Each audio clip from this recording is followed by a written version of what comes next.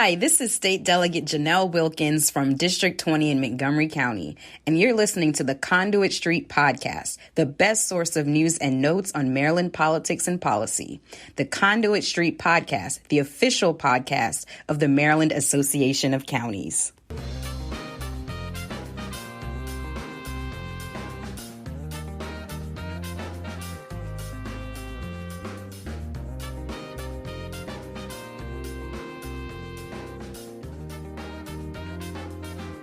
Hello and welcome to the Conduit Street Podcast. Kevin Canale here with Dominic Butchko and Brianna January, both of whom are my colleagues on the MACo policy team. And today we're going to do a quick podcast to highlight MACo's 2024 legislative initiatives. We'll dive deeper into each initiative in the weeks ahead. But today we want to do a quick walkthrough of MACo's top 4 priorities for the 2024 legislative session. Now, of course, these are not the only important issues for counties as we look ahead to the 2024 session.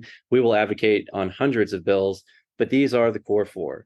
And we do get this question a lot. What's the process for selecting these 4 initiatives? Each year, MACo adopts a slate of top legislative initiatives, and it typically represents the wide swath of services county delivered to Maryland residents.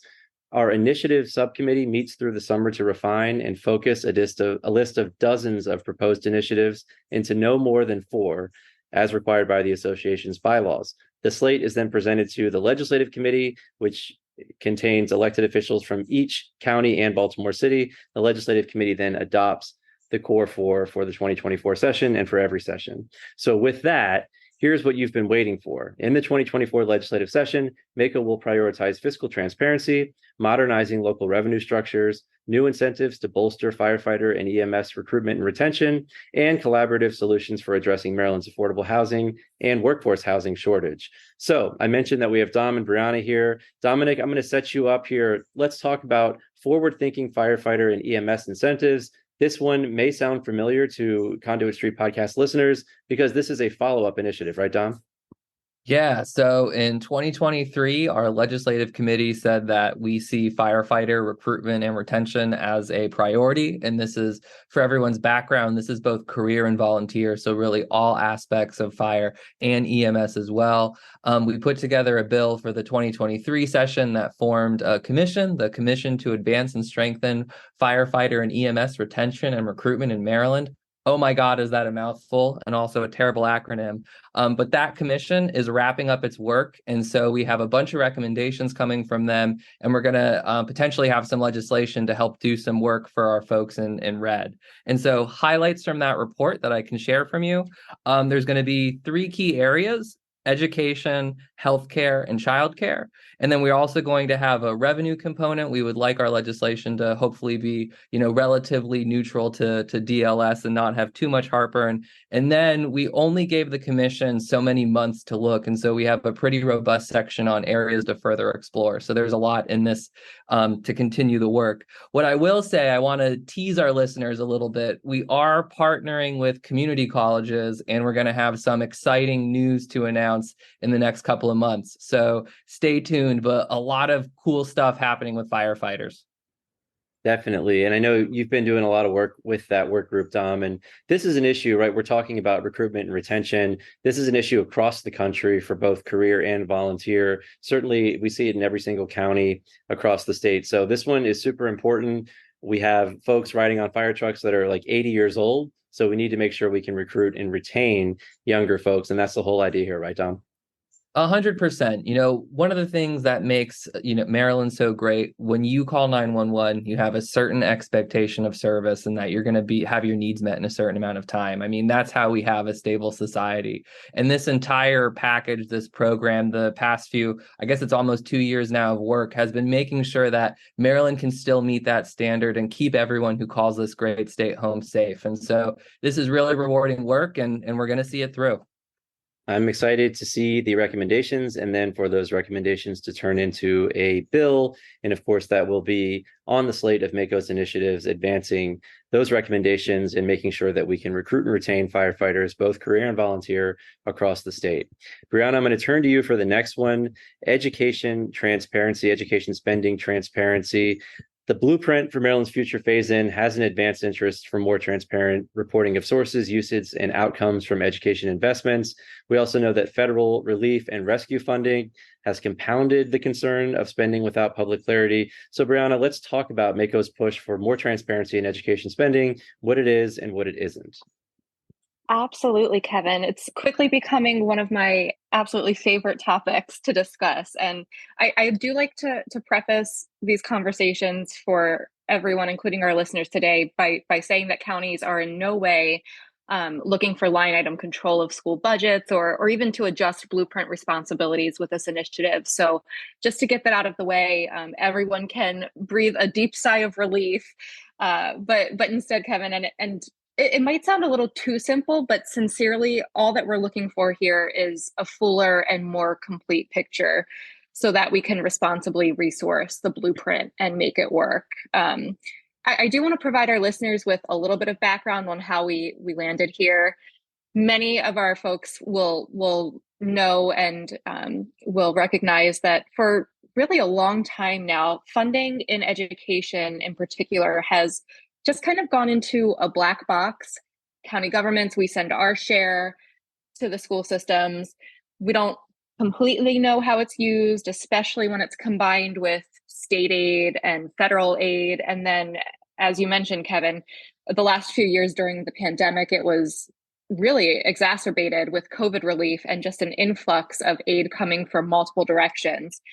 And then we also frequently hear that it's a rather universal experience that we see throughout different points in the school year and the budgeting cycle that, large buckets of funds are shifted between categories and uses. And so there's just a lot of vague misunderstanding and where education funding is going, where it's being spent, and what the gaps really are and the needs. And that's really of concern for county governments because for pretty much all 24 counties, education spending does make up the bulk of our budgets, right? So a few years ago, this really started out as, I like to call, a whisper from a few counties. But over the last year or so, with the ending of pandemic aid, it's really turned into a pretty universal problem for all 24, regardless of location, of size, big, small counties, rural, urban. They're all having a similar concern here. And so my point in providing that background is really just that, like everything involving education funding, it's all very complicated. And we're talking about a lot of taxpayer money here. So, for years, we've had that trickle of members telling us that we don't have the full picture and we need it to really responsibly budget and prepare. And so that brings us to today, where it makes it difficult for county governments to do their jobs, to be good stewards of taxpayer money, and to also do the right thing and responsibly fund education, especially with the huge ramp up in resources as we implement the blueprint for Maryland's future. So this initiative, we don't have details available yet. I'm sure that we will update our listeners when they are ready. But what we're going to look at is really just a few common sense ways that will get us a little bit closer to having that full picture and really ultimately to better serving Maryland students. So I'm really excited about this. We've had a lot of very positive and welcoming conversations with a variety of stakeholders and leaders in Annapolis. And, I think the time's right. We're at a point in blueprint implementation where we're going to start to really ramp up our funding, and it makes sense for everyone, for all stakeholders, the state, the local education agencies, and for county governments to be on the same page about where our resources are going. And with that, also where the gaps are, where we can maybe help fill some of the needs. So that's what's coming out of education. Yeah, right on, Brianna. I think that's a great walkthrough. And, the main thing you said there is accountability. And if I'm in a local elected official, and you also said, which is true, the bulk of county budgets goes toward education spending. And Maryland is somewhat unique there, where county governments provide money for education. Local school boards in Maryland do not have revenue authority, so they rely on the state and counties for that funding. And if I'm an elected official and a constituent comes to me and asks, hey, I know that the blueprint number is going up, up, up. We need to support our kids in schools. Can you tell me how that taxpayer money is being spent?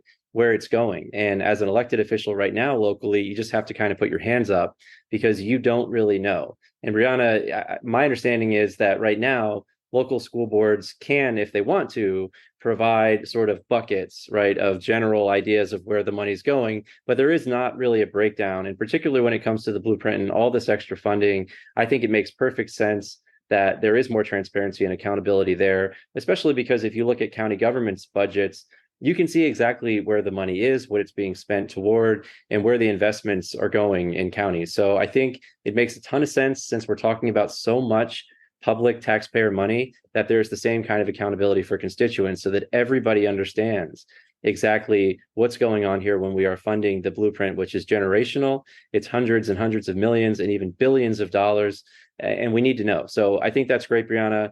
And any closing thoughts on this one? I know you're working closely with a lot of stakeholders, including the teachers union, the school boards, the State Department of Education. You've had conversations with everyone. Anything else you want to add before we move on to the next one?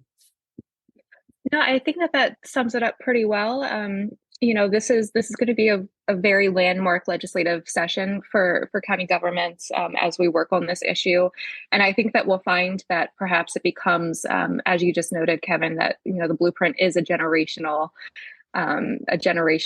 reform, and I think that we'll find that more transparency is always better, and this might end up being something that maybe bleeds into other areas and becomes really a landmark initiative for us, as well as just for transparency in how we fund our schools. Certainly looking forward to it. I think it's the right policy move. And again, look forward to more information in the weeks ahead.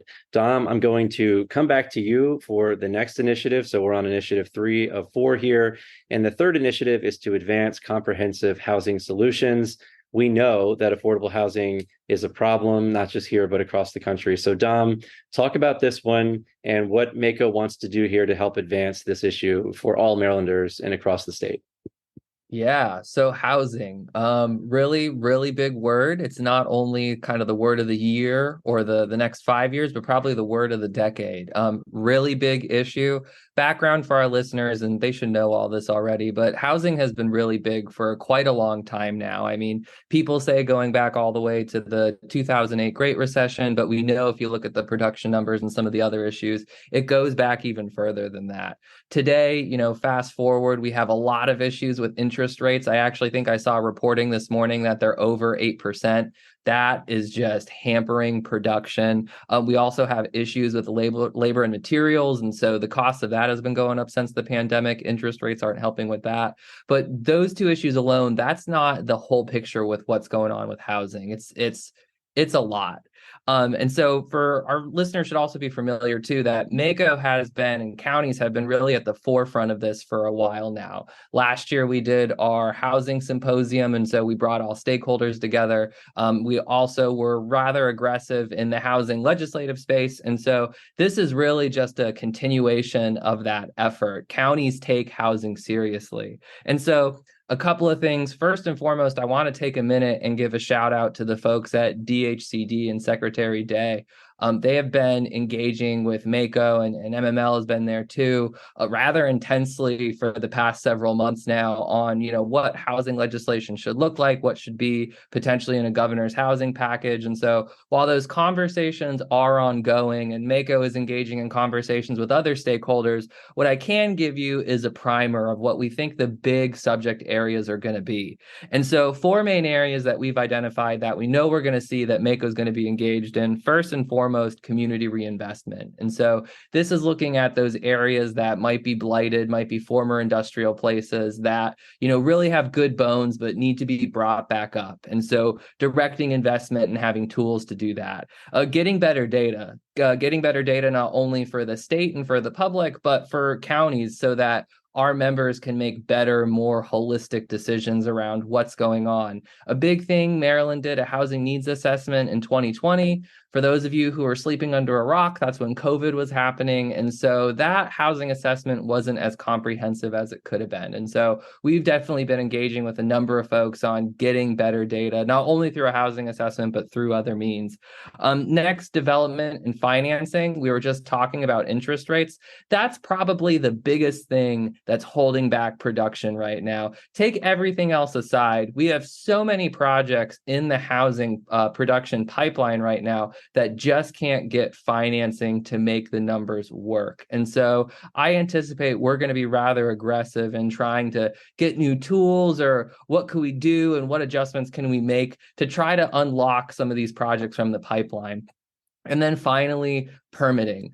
Permitting both at the state level and at the county level. We know nationally permitting has been a really big part of the conversation. We're, a holistic view at what our processes are, what could we be doing better, what can we reinvest in, et cetera. A couple of highlights from this. We know that, in some of our jurisdictions, they're still operating with paper. It's 2023, almost 2024. We should really work to get them upgraded to digital. Another thing is environmental health, and long-term listeners should, know this term. The environmental health folks, they have two jobs. They inspect your restaurants and they inspect your sewer and septic systems. We know staffing for environmental health is at a critical level. So really directing resources there so that we can get more projects going would be really big. And there's a number of other things that we can do too, but those are probably the four biggest areas that we're going to see action on in this coming session. And, I'm excited. I cannot wait. Like firefighters and housing, I'm like a kid on Christmas. And you are, Dom. For our listeners, he really is. He's just tiptoeing around. He's so excited for the session. So, but Dom, this is a huge issue. There are a lot of stakeholders involved here. It won't just be MACo, of course. There will be, I'm sure, multiple bills. The administration may have an approach. The General Assembly may have their own approach. I think MACo really wants to thread the needle here and try and be proactive and provide solutions for legislators that they can look at as they head into session and try to chip away at this. I don't think there's any one approach that will solve this problem, but there are several approaches that can help alleviate some of the issue here. So hopefully we can advance some really strong solutions in the next session. But this is an issue I think that's going to be around for years and years and years and forever. Always going to be a problem when you talk about affordability and housing and getting housing for workforce. That's an issue, and it's an issue in every single county. So it makes a lot of sense for MACo to take the lead here and try to advance this and to put it at the top of our list in terms of initiatives. So Dom, excited to work on this one. I know you've been doing a lot of work behind the scenes for multiple years now, preparing for this. Anything else you want to close with on this one before we move on? So I just want our listeners to walk away with somewhat of an appreciation that housing is unlike any other issue. What it overlaps with, what it impacts, this is truly massive. And we are going to be in all facets of it. We want to be honest stakeholders. We are here to play, and we're here to make the situation better. So for anyone who's listening who is going to play in this arena, feel free to reach out. We are eager to engage. All right, that sounds good. And we will move on to the fourth initiative. I am the lead on this fourth initiative, so I can talk about it. And this is modernizing local revenue structures. So Maryland, in MACo's point of view, needs to take a look at revenue structures for counties. Right now, our main sources of revenue are the property tax and the local income tax. The property tax, obviously highly regressive. No county wants to go there to raise revenue. The income tax, the local income tax, there is a cap. Half of counties are at that cap, so they can't go any higher. And also, I want to talk about income tax for a second. In 2021, the General Assembly passed a bill that MACo supported to give counties flexibility to impose the income tax on a bracket basis, just like the state and the federal government does. And of course, the idea there is to shift the burden away from people with less resources to pay and maybe toward folks that have more. And so that's the idea of these graduated rates. The General Assembly authorized that. However, only 2 counties have been able to do it so far without losing revenue. And that's because, again, we have so many counties that are at that top cap of 3.2% that in order to provide relief at the bottom, you have to be able to wiggle at the top. So counties haven't been able to do that without losing revenue. And obviously, when we talk about things like housing and the blueprint, public safety. All of these top line budget items are super important. So no county wants to give up revenue, but they would like to, maybe make the tax system more progressive. And we'd love to have that as an option. So we need some wiggle room with the local income tax rate to make that happen. Also talking about revenues, I think modernizing some of our revenue structures makes a ton of sense. Over the years, a lot of products have moved from you go to a store to buy them to now you buy them digitally. The state took on a big effort a few years ago to capture revenue for things like Netflix, online music. Not sure that's the approach that we're looking here to take here, but I do think there are several areas where we need to take a look and modernize our revenue structures and actually make sure that we're collecting on revenue, the things that we're supposed to be collecting revenue for. So a big initiative. This is probably looking at multiple different bills. The Maryland Municipal League, they are also interested in local revenues. I think they've made that one of their priorities as well. So looking forward to working with them. But really here, we're looking for more flexibility. We're looking to be able to provide residents with more relief and to spread out the tax burden, but also to make sure that we do have the resources we need to fund very, very important things like the blueprint moving forward. We've had several counties who had a much higher blueprint number than anticipated, and they had to actually go into reserves to fund their blueprint number. We've seen counties attempting to raise property tax rates because of the blueprint. And I think this is all coming to a head where counties want, as Brianna said earlier, to do the right thing and to fund the blueprint, to fund their fair share. But we do need help because our revenue structures are not necessarily getting the job done in terms of bringing in that revenue so that we can do all these things. And of course, other important things like collecting the trash, paving the roads, all of those things that counties do each and every day. So that's the fourth initiative. We've run through them. I think we did a pretty good high level job of kind of preparing folks for what they're going to see from MACo. Again, we will walk through all of these more in depth on a series of podcasts in the weeks ahead, where we'll break down the initiative for our listeners more broadly. But Dom and Brianna, again, thank you so much for joining me today to talk about this. So either one of you have any closing thoughts before we wrap up here today? Just that session is coming very quickly. I cannot believe that we are this close. Yeah, it's going to be wild. Buckle up. Yes. And of course, between now and then, we have the MACo Winter Conference, December 6th through the 8th. That's in Cambridge. We'll link some information on the show notes so that people can figure out how to get signed up for that. We're going to be talking about these initiatives, of course, and a lot more really good content coming together for that conference. I'm excited about it. And before we sign off today, I do want to mention one more thing. Operation Greenlight is back. And we want to send a shout out to the incredible veterans and service members. We appreciate your dedication and sacrifice. So we ask everyone to join us as we encourage counties, businesses, and residents to illuminate their buildings and homes with green lights during the week of November 6th through the 12th to show support for our veterans. More information on this initiative is available on the Conduit Street blog, and we will provide information in the show notes as well. We're going to go ahead and leave it there for today. If you enjoy the podcast, please go ahead and subscribe. That way, all of these episodes will be sent directly to the device of your choice. You can also follow along on social media, Facebook, Twitter, and then, of course, you should be reading the Conduit Street blog. But for Brianna January and Dominic Butchko, this is Kevin Canale signing off, and we will talk to you soon.